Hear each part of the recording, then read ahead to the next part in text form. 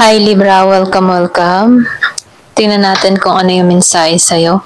Be open-minded po, hindi po halos lahat makaresonate, kaya piliin nyo na lamang. And thank you nga po pala sa mga nag-subscribe, lalo na po sa mga bumabalik. Marami pong salamat. Give me the message for Libra. Ano yung mensahe sa'yo? So, meron ditong 2-2-2 balance, okay? So, nakikita ko dito, okay? Yung iba sa inyo, kumbaga meron ditong mensahe na kailangan mong balansehin ang bawat sitwasyon or mga kinakaharap mo, no? Binibigyan ka dito ng balanse, okay? So, nakikita ko rin dito na may time or mayroong panahon na parang nawawalan ka ng balance or pwede rin sabihin na may pagkalito or meron kang ginagawa or pagpapasya na hindi mo alam kung alin desisyon ang hahakbangin mo, okay? So, nakikita ko dito na inire-remind sa'yo na kailangan mong makita, okay, na mapag-aralan, balansehin ang sitwasyon, okay? So, nakikita ko dito, pag nahihirapan ka na sa sitwasyon at hindi ka makapagpasya ng maayos, tinutulungan ka dito muna na magpahinga, okay? Kumbaga, i-post mo muna. Kumbaga, tinuturuan ka muna dito na huwag mo munang pagtuunan ng pansin yung mga nagpapagulo sa kaisipan mo. Kumbaga, tinuturuan ka dito na i-balance mo yung sarili mo, okay? Ito lang yung nakikita ko. So, meron ka ditong affirmation.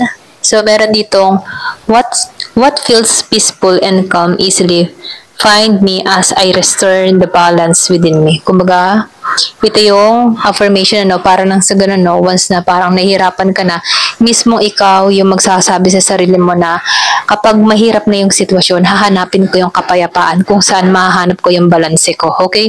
Ito lang yung nafe-feel ko dito, okay? So, tingnan natin dito, sa tarot, kung ano yung mensahe sa'yo.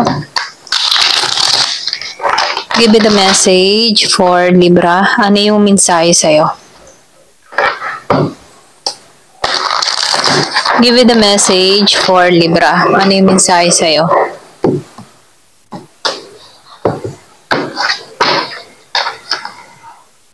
So, meron ka ditong The Chariot. Meron ka ditong Six of Wands. Strength. And Four of Swords. So, nakikita ko dito, yung iba sa inyo, meron ka ditong marireceive, okay? Or pwede rin success to, okay? Meron ka mapagtatagumpayan dito. Kumbaga, hawak mo yung control, okay? So, nakikita ko dito yung iba sa inyo, travel. Meron ditong travel or meron kang pagbabalak, na gustong mga ibang bansa yung iba or pwede rin nagpaplano ka na dito mga ibang bansa. Meron kang lakas ng loob para matungo to sa katotohanan, okay? Kumbaga, kailangan mo lang dito ay tapang at determinasyon para makamit to. Kumbaga, tinutulungan ka din dito na mag-focus ka, okay? Hanapin mo yung balanse, okay? Kung saan ka mas mapapabuti, okay? So, nakikita ko rin dito, yung iba sa inyo, talagang tagumpay, 2 beses The Chariot and the Six of Wands, na nangangahulugan talaga na magtatagumpay ka sa buhay. So, nasa yung victory dito, Kumbaga, nakikita ko dito yung pagiging mong determinado sa mga gusto mong gawin, ay makakamit mo to, okay? So, nakikita ko rin dito,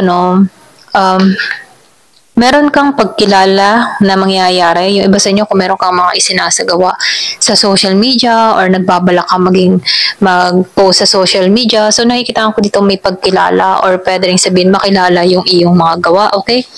So, nakikita ko dito yung tagumpay na naghihintay sa'yo. Magtatagumpay ka dito. Kasi nakikita ko dito, once na naniniwala ka sa kakayahan mo, makakamit mo talaga to, okay? So, nakikita ko dito, meron kang karunungan, meron kang talino, and meron ka ding confidence na gawin to, okay?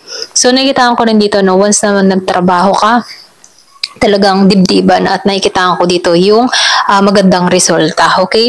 So, kung ano man yung mga babalakin mo, kung meron ka mang ipopost or kung meron kang gagawin sa social media, so ituloy mo to, sa umpisa, hindi to biglaan, pero nakikita ko dito na mahaba man ang iyong lalakbayin, pero sa tagumpay ka sa huli, tagumpay ka sa huli, okay? So, nakikita ko rin dito yung iba sa inyo, nag-isolate ka or meron ka mga iniwasan tao. Ito lang yung feel ko, no? So, nakikita ko dito, nagpapahinga ka dito, meron kang mga iniwasan dito. Yung iba sa inyo na sa healing process, okay? Kumbaga, mas pinili mo munang magpahinga. Tulad nito kanina sa 2-2 balance, ano? Mas nagpahinga ka, breath, rest, and pause. Okay? So, nakikita ko dito sa 4 of Swords na hindi ka muna kumikilos, ano? Pwedeng nag-iisip-isip ka or hinahanapan mo ng balanse yung buhay mo or yung sarili mo. Okay? Ito lang yung nakikita ko. So, tingnan pa natin kung ano pa yung karagdagang mensahe. Give me the message. So, meron kang bali dito, no? So, nakikita ko dito, meron kang lakas ng loob, no? Kumbaga, meron kang deep strength, okay? Or meron kang personal strength na kung saan, no? Ito yung nagbibigay sa'yo ng lakas, okay? Para magpatuloy sa buhay at mahanap mo rin yung kapayapaan mo, okay? Na nakikita ko rin dito, meron ditong kasiguraduhan na magtatagumpay ka kung ano man yung gusto or yung kung ano man yung tatahakin mo, okay? So, nakikita ko rin dito, share ka, no? Pinag-iingat ka lang din dito, no? Lalo-lalo na sa mga paggasta mo, okay? Kung ikaw man dito yung tipo ng tao na materialistic, so, pinag-iingat ka lang dito na huwag masyado kang magbibili ng mga kung ano-ano na hindi naman importante, okay? So, kung baga sinasabihan ka dito na pag-ingatan mo or pag-isipan mo maigi kung saan mo igagasta yung pera mo, okay? Kasi pwedeng may mawala or pwedeng may maubos, okay? Kaya binibigyan ka dito ng talino na pag-isipan mong maigi kung saan mo gagastusin yung pera mo, okay? So, meron fail. So, nakikita ko dito kapag nahihirapan ka na sa isang sitwasyon, okay? Yung parang nahihirapan ka ng makahinga, okay? Marami nang nagpapahirap sa iyo, okay? So, ito na yung time para i-let go mo to, okay? Or umalis ka sa ganyang sitwasyon, okay? So, meron ditong love. Yung iba naman sa inyo, meron ditong love na parating. Merong bear. So, yung iba talaga pinag-iingat pagdating sa pera. Okay? Pwede rin sabihin na meron nagmamatsyag sa'yo kung saan ang gagaling yung pera mo. Okay? So, pinag-iingatan ka dito, no? November. So, pwedeng merong nangyari or naganap ngayong November. Okay? So, piliin nyo na lamang, ano? So, nakikita ko dito, meron din ditong family affair. Okay, yung iba naman sa inyo, nagkaroon ng family affair. Pwedeng nangyari to ngayong buwan na to, yung iba sa inyo, no? Pwedeng family affair dahil sa usaping pera, okay? Meron nagkagulo or meron ditong samaan ng loob, okay? Pero ganun pa man, maalisan mo to. So, meron ditong wishbone, no? Kumbaga, nakikitaan ko dito kung ano man yung kahilingan mo ay matutupad. So, sinasabihan ka dito, no?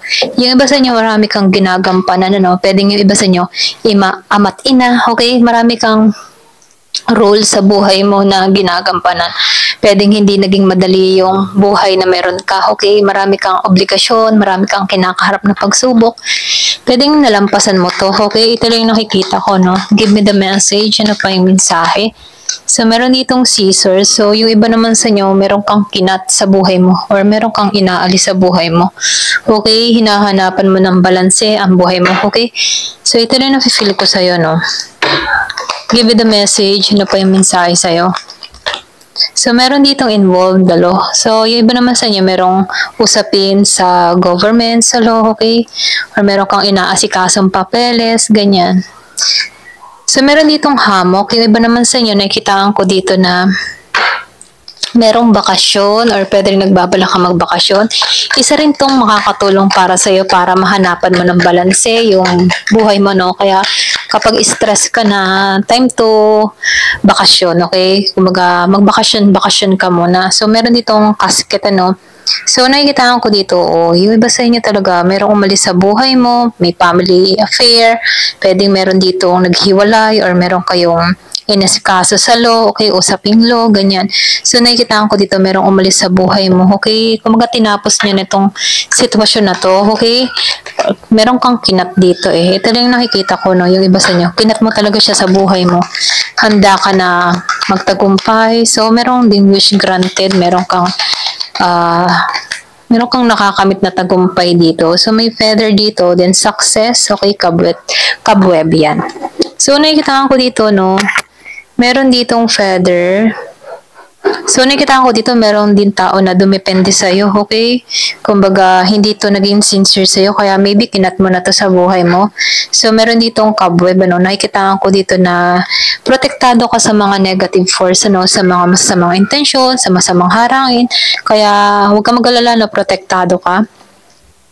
So, merong egg dito, no? So, nakikitaan ko dito, meron ditong kasiguraduhan na lahat ng plano mo ay magtatagumpay. Okay? Ito lang yung nakikita ko. Ayan. Thank you for watching. Love and peace.